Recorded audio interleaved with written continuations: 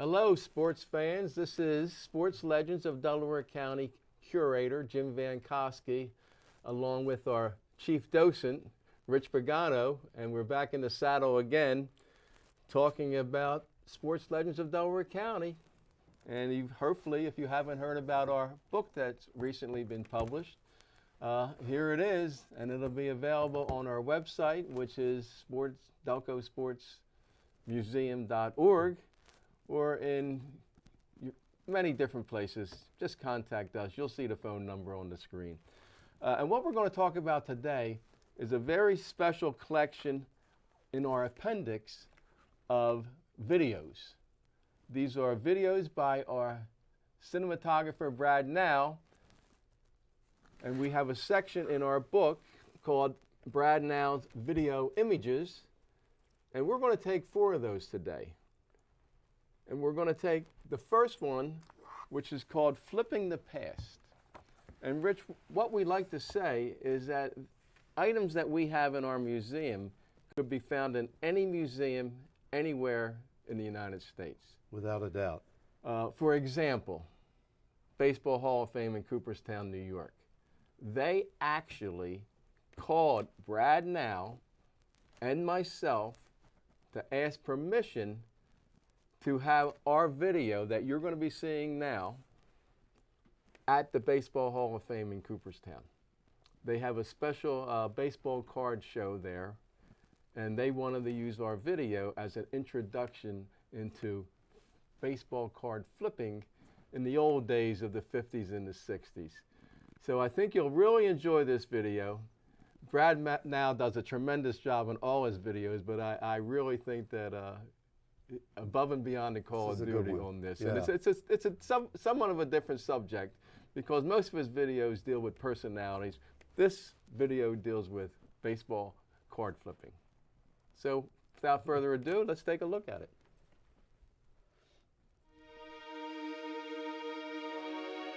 When I look back at old baseball cards, I reflect upon what a big part of my childhood they were. You ever had a nickel, we bought a pack of cards and you chewed the gum or put it aside and flipped them or saved them. Baseball cards told a story. It told a story from when you got your first card at 5, 6, or 7 years old, and the first playing card you may have gotten was Richie Ashburn. I mean, they were my guys. When I was a kid, it was the Phillies. You watched the Phillies, you listened to the Phillies, so you had them in your hand. They were great noise for bicycles, putting them in the spokes of your bikes, and blah, blah, blah, blah, blah, blah, that noise there, and it got me into a lot of fights over flipping cards and the leaners. Oh, that was closer, this was closer. So I remember giving a guy a bloody nose my first fight with flipping cards, and we're still friends today.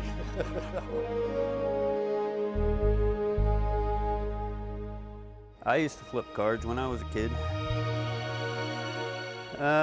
You can't flip cards anymore. The value of the cards, everybody thinks they're going to have $1 million card one day, so if they flip it, they'd have to flip it in a holder. You can't do it like you used to.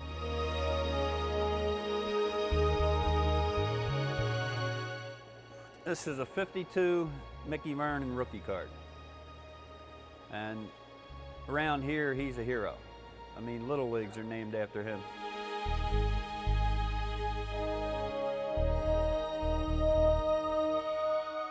Welcome to the Mickey Vernon Sports History Museum first annual baseball card flipping contest, and it's an original. This is the first time this has ever been attempted in the United States of America, or indeed, I should say, the world. Well, you learn from the older guys. It's a flutter ball. And you stood around and watched the older guys flip the cards, and you said, okay, well, this looks like fun. Whoa. Whoa. It's a skill. I think it's a big skill.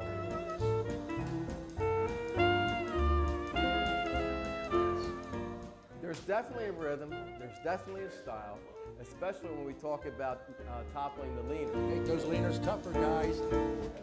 You learned how to throw the leaner, you learned how to skid it, you learned how to do those different things. Then you had variations of the game. Over here. I wasn't certainly going to flip a Robin Roberts or a Richie Ashburn. I mean, you had your cards that you would flip with, and you had your cards that you would save. And this may have been in 7th grade at Holy Spirit School. And we're flipping, and I had a stack like this. Some of the guys that I knew they were all out and took all kind of risks. They didn't care if they were flipping Mickey Mantle or Roger Maris or any of the Super Hall of Famers. They're the risk takers involved. And then all of a sudden I got a stack like this. What happened to your baseball cards? I lost them all. I wasn't a very good flipper. But you have 30 cards, you have 45, and you have 30. And I'm down to my Richie Ashburns, and I'm down to my Hank Aaron's, and my Robin Roberts, and my Roberto Clementis, and my Mickey Mantles, and my Roger Marises, until I walk away with 3 cards. Most devastating day of my life in card flipping ever. What goes through your mind? Just the old days of having them, wishing I still had them.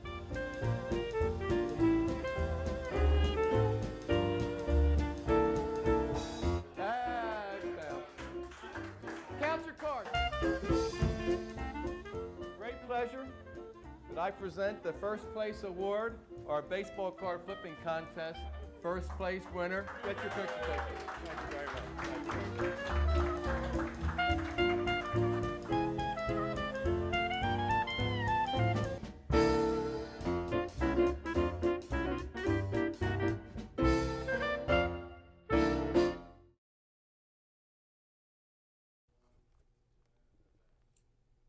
Our next video is on Delaware County Olympians.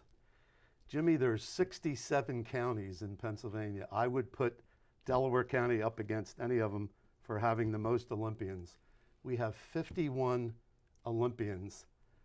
20 of those have won medals. 9 have won gold medals. There can't be another county in Pennsylvania that has more Olympians than what we have. That's the biggest surprise. That's the biggest surprise when people come to our museum, how many Olympians we have. Yeah. It's unheard of. 9 gold medal winners. 9 gold medal winners. We also have a brother and sister combination of Leroy and Dawn Burrell from Penwood High School. We have Mike Tatey, who not only was a competitor in the crew, but he later became a coach, Olympic coach. So Richard Norris Williams, a great tennis player who was on the Titanic, survived the Titanic. He was a gold medal winner.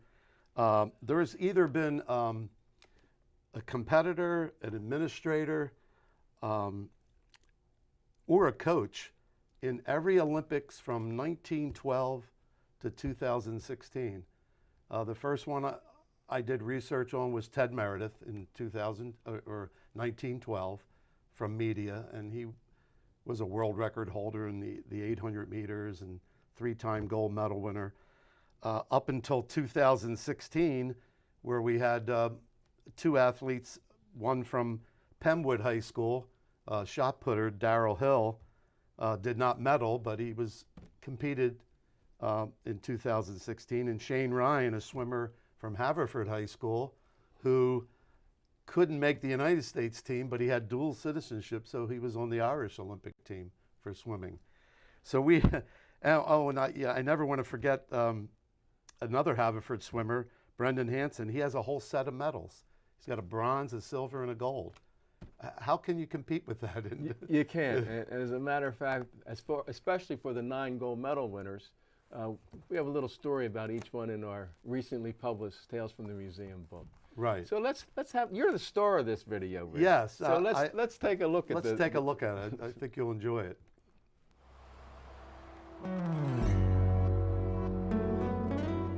Delaware County is southwest of the city of Philadelphia. Geographically, it's a pretty small county, but Population-wise, I think it's the third or fourth largest in the entire state. It's a pretty diverse county. It's blue collar, white collar, but if one thing I can say, it's a sports crazy county. My name is Rich Pagano. I'm the author of the book Delaware County Sports Legends. There's something about Delaware County where they like to compete and constantly playing sports. It's a phenomena that I find very unusual.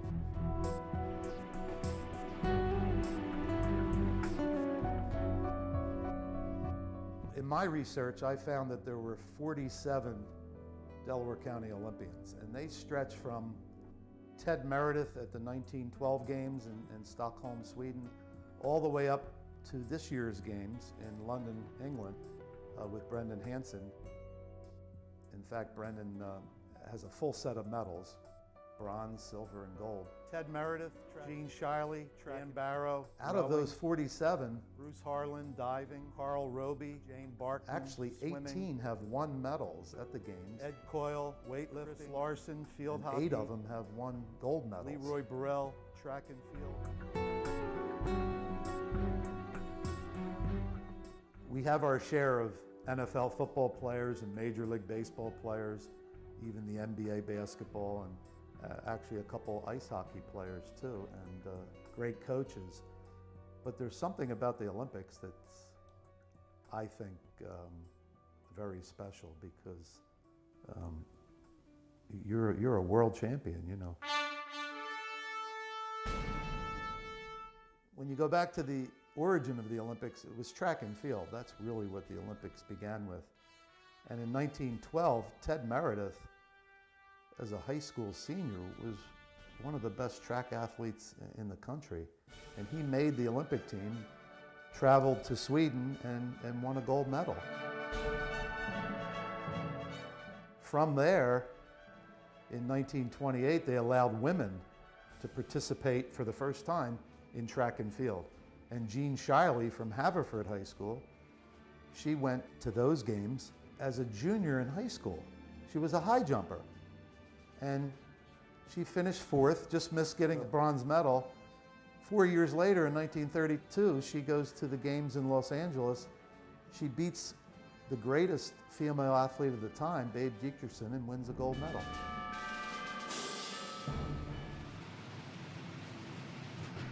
Another great story is Fred Loring, who lived in Swarthmore for 50 years. He was the chairman of the Olympic Swimming Committee for 12 years. In '36, he had the opportunity to go to Berlin, and at one point, he had the opportunity to meet Hitler, and he refused to go up and see him. Let's put it this way, Hitler was really showing off his country, you know. Yeah, and Delaware County was right in the middle of the world events here at the Olympic Games.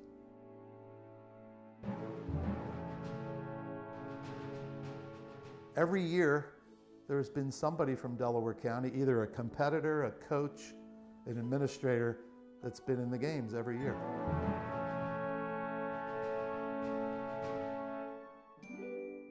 Just to make an Olympic team is a tough thing to do. Now you make the team and you win a medal, that's great. But then you win a gold medal? That's the ultimate.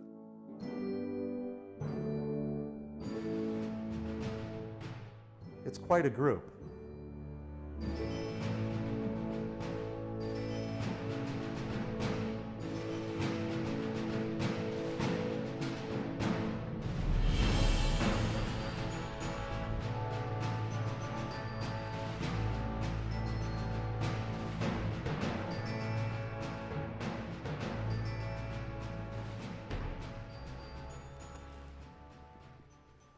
Our next video is on Radnor's own Emlen, Tunnell. Jimmy, we only have one football player from Delaware County who's in the Pro Football Hall of Fame, and that is Emlen Tunnell. Not only that, he's the first African-American football player to be inducted into the Pro Football Hall of Fame, the first defensive player, also the first defensive coach in the NFL, a great athlete from Radnor, all-state in football and basketball, played in college, broke his neck, was maybe not going to be with us too much longer, and he survived that. Hitchhiked up to meet the owner of the Giants so he could play, and ended up playing, 14 years with the New York Giants, the last few with the Green Bay Packers. Wearing this baseball cap reminds me that Emlen Tunnell, although he didn't play in high school, because when he went to Radnor, didn't play baseball in high school. Right. They had no baseball team. Similar to Mickey Vernon, didn't play baseball in high school. They had no baseball team. But Emlen Tunnell was actually the first African-American professional baseball player to play in the state of Iowa, Cedar Rapids, that's Iowa. And that would have been the minor leagues, right? That was Class A or Double A, whatever it was at that time. So that's giving an indication of what an outstanding athlete he was. And I don't want to forget, too, that to tell you that he was a World War II hero and saved two of his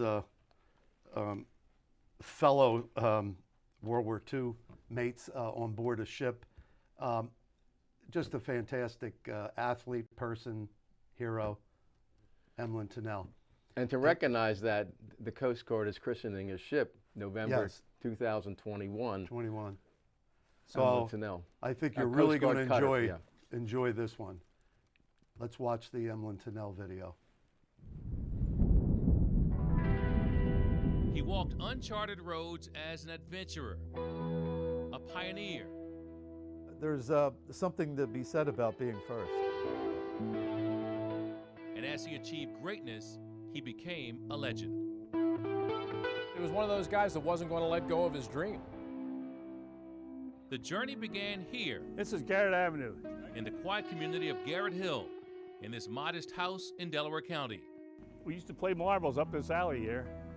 And then Mrs. Tunnell would have us in once in a while for cookies or whatever. A trip that would eventually take him nearly 6 hours away to Canton, Ohio. Emlen Tunnell was, in many ways, a player ahead of his time. Growing up in a multiracial community during depressed times, there was rarely anything Emlen Tunnell couldn't do. This lean, strong, and swift athlete was a two-sport star and excelled whenever he had the ball. I hope that he gets all the recognition that he deserves. Childhood friend Bill Lyons is one of the few left from the gang at Garrett Hill. Beautiful. I walk here just about every day. Now 86 years old, he remembers the good old days and his good friend Emlen Tunnell. When he came home, I mean, everybody was glad to talk to him, and be a friend of his. What Tunnell did on this field in the 1930s captured the small town's attention, and his star began to rise. Tunnell was he was the whole team. Everybody that played with him and played against him said he was probably the best athlete they ever played against. He was all Delaware County, all suburban, first team All-State, both his junior and senior year. Just without a doubt, one of the best athletes in Delaware County history. He did it all, and during that time period, you did it all. After suffering a neck injury in college, Tunnell enlisted in the Coast Guard, where he would become a war hero, saving 2 lives. Once back home, he hit the road, making his way to Iowa to finish up his college career. Then, by using part of his now famous hands, he arrived on the doorstep of the National Football League. He literally hitchhiked. He hitchhiked from the West Coast to the East Coast because he wanted to try out with the New York Giants. He hitchhiked a ride on a truck driven by a West Indian man delivering bananas. That's who drove him across the country. He gets to New York and just goes into the New York Giants offices, unannounced, no appointment, nothing arranged, and he just walks in and says, I want to try out. Clearly a different age of pro football that you could do that. You're not going to do that today. But they worked him out and they realized, well, this guy can really play. On grit and confidence, he made it to the NFL, writing a new chapter in the game's history book. Of course, this is very early football too, and you didn't have nearly as many African Americans playing, and I think the Giants took a chance on him. Yes, I do believe. Those early years with the Giants were some of the best teams ever to play. Tunnell's presence on defense helped the game evolve, and after a few championships, it was off with his friend Lombardi to Green Bay. I guess what Lombardi saw in Tunnell was his physical ability, number one, that's the obvious. The strength of his character and his desire to play this game. And the other part was his intelligence. But Tunnell's heart never really left Delaware County. It was all about family, and he put his money where his heart was. This is a house that Emlen bought for his mother. I think it was his second or third paycheck from the Giants. When his career ended, he was literally labeled a game changer. His 79 career interceptions were an all-time record. And then Canton came calling. He was the offense on defense, Emlen Tunnell. He was the all-time leader in punt returns, punt return yardage, punt return average across the board. I mean, he really made a significant impact in the history of the game. Emlen Tunnell's likeness sits now among the greatest to ever play the game. This bust stands testament to a man who played with character and brilliance, while increasing the awareness for all of us so we can now reflect. Emlen Tunnell Field.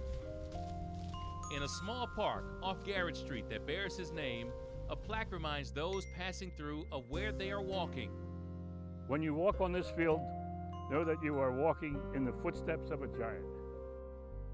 Something Tunnell's longtime friend Bill Lyons knew all along. I just wish he was still here, that's all.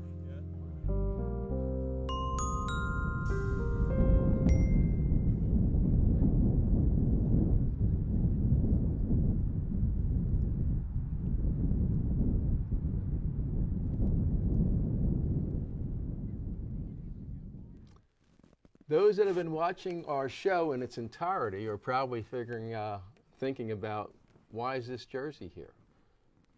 Davis, number 13. Well, Delaware County had a first-round draft pick. As a matter of fact, he was the second person drafted by the name of Ben Davis, and this is a 2004 game-worn jersey that we have display in our museum when he played for the Seattle Mariners. That's not the team that drafted him. No, San Diego Padres drafted him. Then he was traded to the Seattle Mariners, and then he spent some time with the Chicago White Sox as well. But most of us now that are baseball fans will be anxiously listening to the upcoming Phillies game, because he's the color commentator on the Phillies and has been for the past couple of years. But this takes us back to when he was in Little League. And the title of Brad Now's video is A Field and a Dream. And the field that he was playing on, Aston Middletown Little League, when they won the state championship, we're going back to 1988. And then you'll also see a few shots of Mike Schmidt and some other notable players.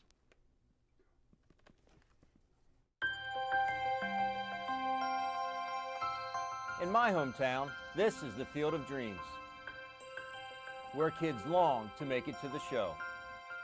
I was one of those kids. My name is Ben Davis from Aston, Pennsylvania. And this is my home field memory. One of my dreams did come true on another dream field. And I was lucky enough to get it caught on tape. It was the summer of 1988. Veterans Stadium, South Philadelphia. The place where my hometown heroes played. Out of the 200 or so kids that were on hand for this annual Phillies camp, one skinny 11-year-old was making big plans and trying to carry a big stick. And one of our family friends was there, Mr. Van, and he had his video camera.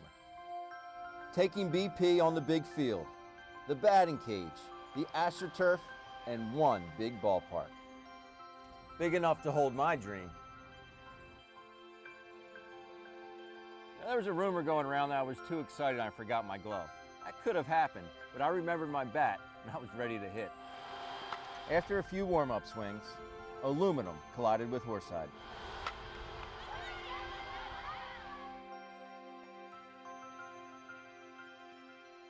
And the dance began.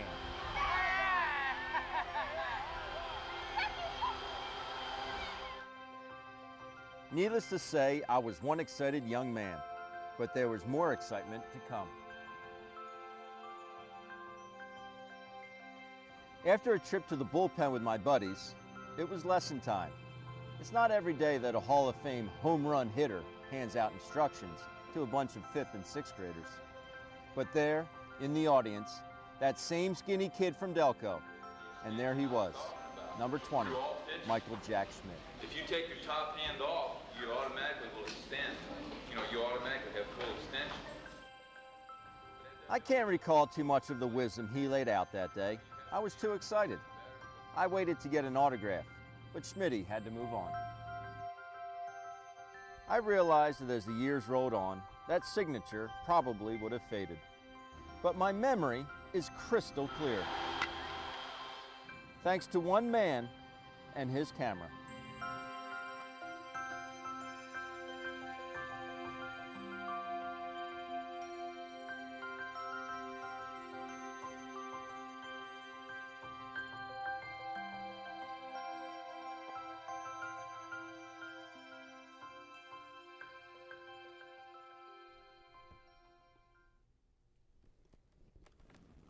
Well, Rich, we just completed 4 videos, 4 Brad Now's videos of the 16 or could be 17 that he produced for us. Yeah. Very hard to pick a favorite one. We just selected these 4, not because in any special order, but the others, 14 that we have, are just as enjoyable, and perhaps we'll have time to show a few more in a Hopefully, yeah, they're all great.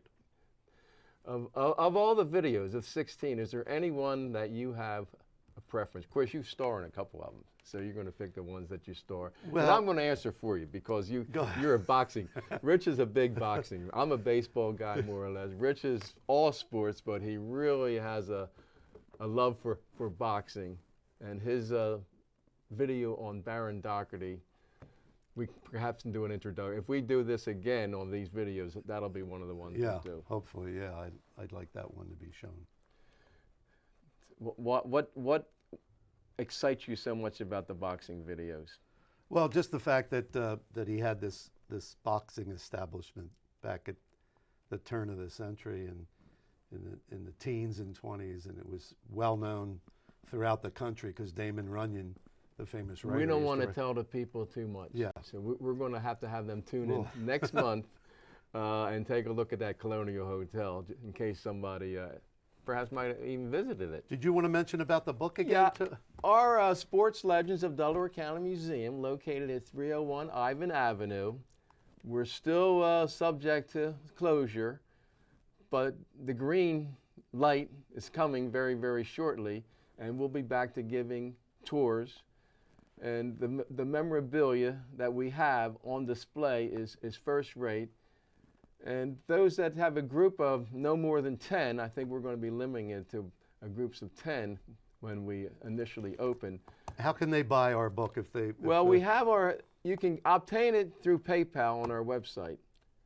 Our website is delcosportsmuseum.org, or you can contact me at that phone number that's on the screen, 610-909-4919, and we'll be able to work things out.